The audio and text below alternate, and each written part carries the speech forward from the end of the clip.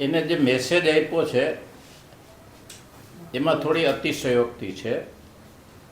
સમાજમાં છે 1-2% વર્ગ એવો હોય, પણ એને જે કીધું છે 10માંથી 9 પાટીદારો પકડાય છે, વ્યસન એવું કાંઈ હોતું નથી.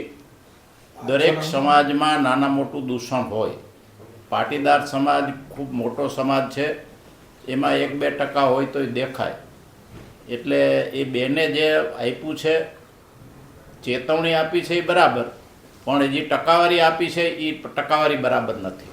દરેક સમાજમાં વધ્યું છે વ્યસનનું દૂષણ. સમાજમાં થોડીક આર્થિક સદ્ધરતા આવી છે અને એના સાથે સાથે થોડા દૂષણ દરેક સમાજમાં આવ્યા છે, અને પાટીદાર સમાજમાંય ઓછા કે આવ્યું છે.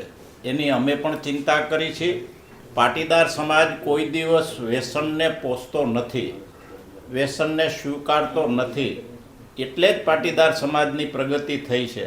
અમે પણ વ્યસનને કોઈ સ્વીકારતા કે એને પ્રોત્સાહન આપતા નથી. હા, કોઈ દારૂ પીતા હોય ને એને સજા થાય તો કાયદાની પરિભાષામાં થાય તો અમને કોઈ સમાજને એમાં વાંધો હોઈ શકે નહીં.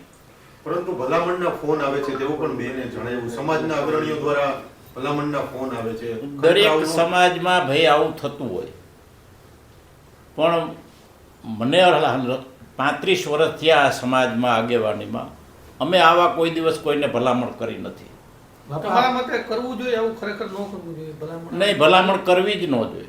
બાપા, નિવેદનને આપ કઈ રીતે ગણો છો? જે ટકાવારી જે આપી છે, ટકાવારીમાં શું કહેશો? કેટલા ટકા? ટકાવારી ખોટી છે.